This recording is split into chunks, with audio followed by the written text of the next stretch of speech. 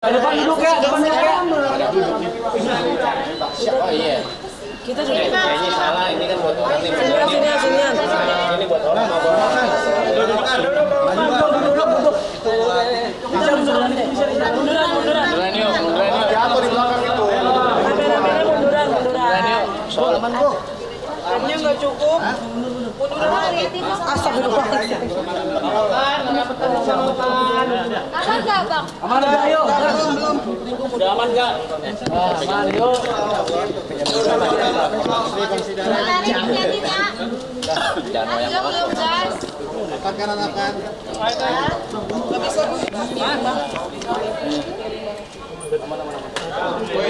Ya, foto dulu, foto sini, tengah.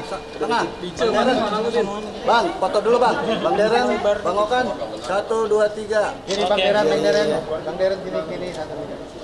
Yuk, foto bang. Ayo, guys.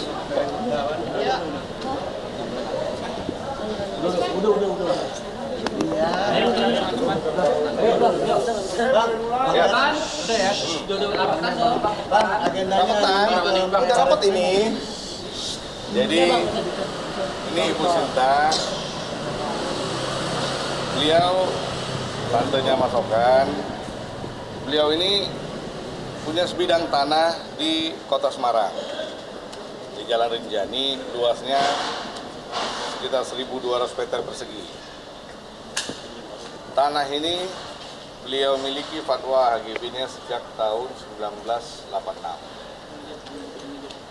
Dalam perjalanan ada oknum-oknum yang memalsukan identitas dan jual beli sehingga terbit HGB atas tanah tersebut. Sudah dilaporkan ke pihak yang berwajib pada waktu itu, yang melakukan pemalsuan sudah diproses dan ditahan.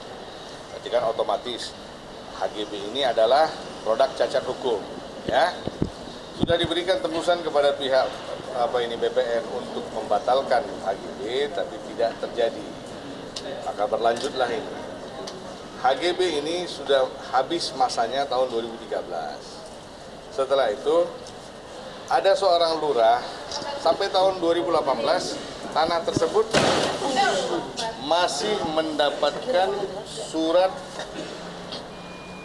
3 serangkai dari lurah setempat, pengakuan bahwasanya tanah itu adalah milik ibu.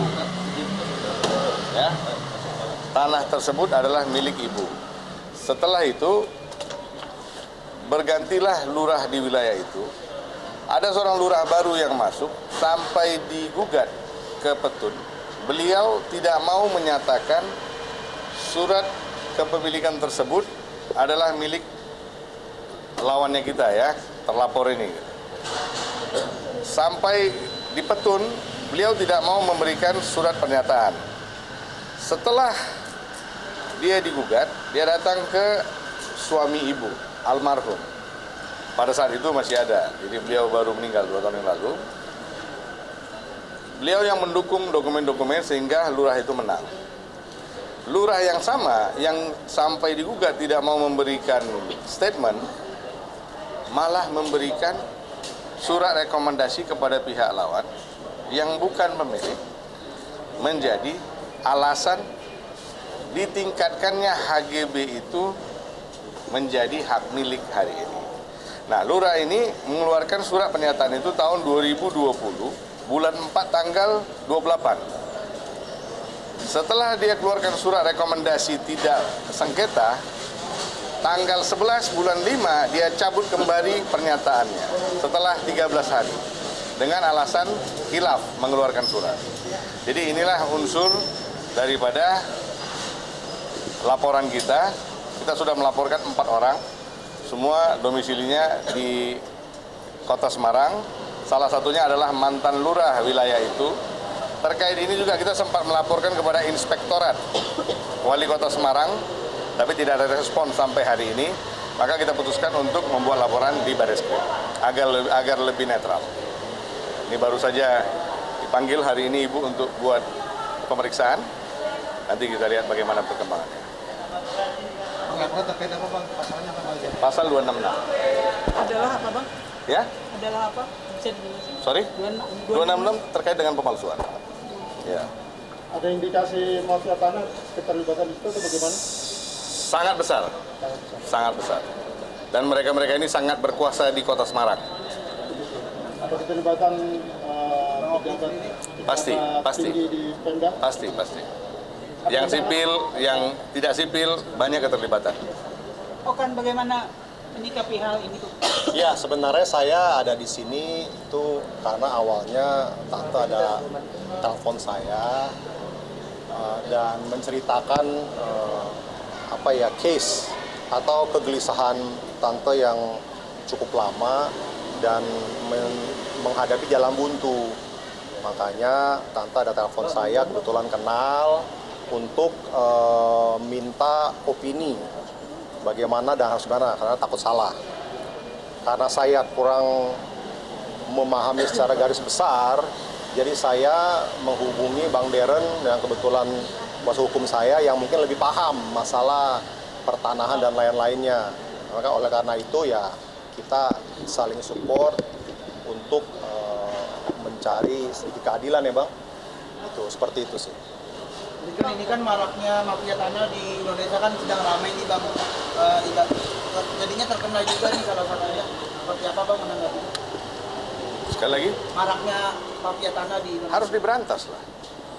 Kan bayangin, ibaratnya gini ya.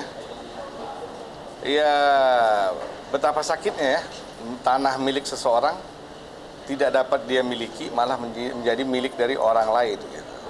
Dan didukung oleh oknum-oknum wilayah.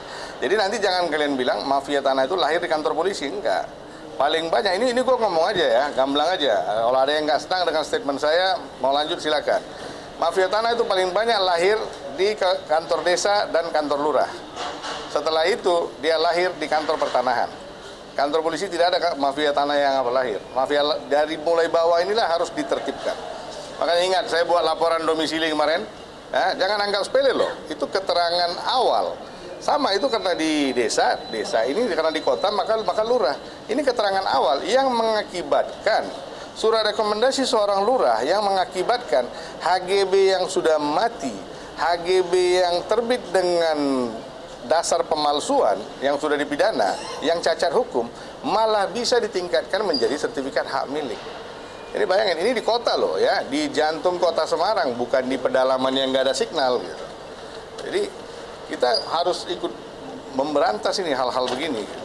Gimana mungkin Bang cara ngeberantasnya karena banyaknya mafia tanah di... Ya pastinya dengan dukungan media, kedua dengan transparansi hukum, ketiga dengan ketegasan yang harus diambil oleh para penyidik-penyidik yang mengatasnamakan keadilan. Tapi kan Abang sendiri punya surat-surat Lengkap. Total kerugian berapa Pak? Total kerugian sekitar 30 miliar lebih. Tanahnya berapa tadi sorry Pak? 1.191 meter persegi. Ya bayangin, ibu ini sudah berusia 85 tahun, masih mengejar keadilan untuk dirinya.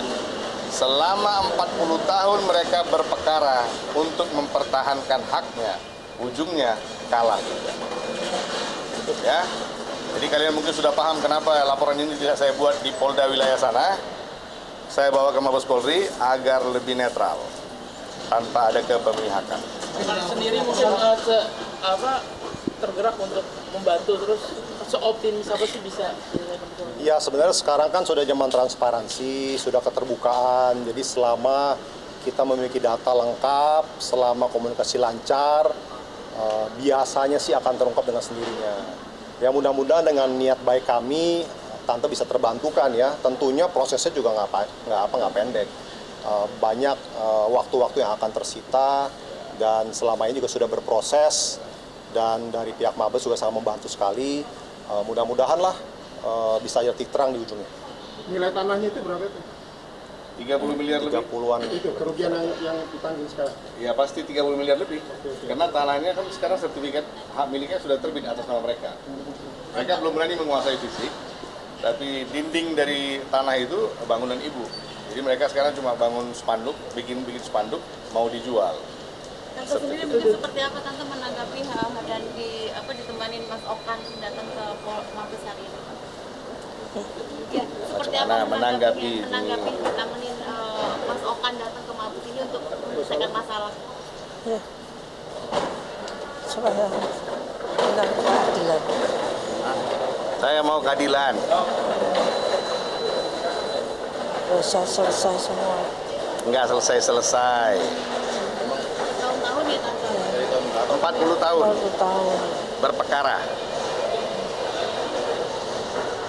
Dari mulai suaminya ada sampai suaminya sudah almarhum. Ya, jadi amanah suami ibu ini untuk ibu ini harus diperjuangkan tanah itu.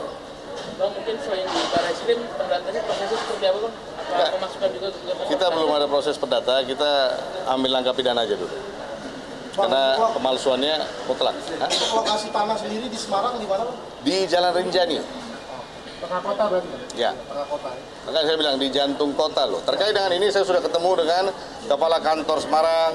2 kali saya ketemu dengan Kepala Kantor Pertanahan wilayah Jawa Tengah, tapi tidak ada respon maksimal. Bayangin surat yang dibuat tahun 2020 aja dibalas tahun 2024. Bagaimana begini kan? Berarti ada dugaan oknum bagaimana? Ya? Berarti ada dugaan oknum dari Banget. Bukan ada lagi banget. Bandit paling besar dalam cerita ini lurahnya itu.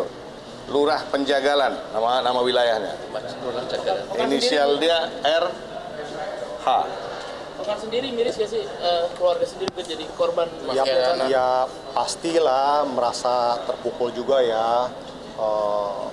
Zaman sekarang masih ada seperti itu, yang dimana pemerintah kan juga lagi berjibaku untuk memberantas hal seperti ini. Jadi mudah-mudahan dengan adanya momen seperti ini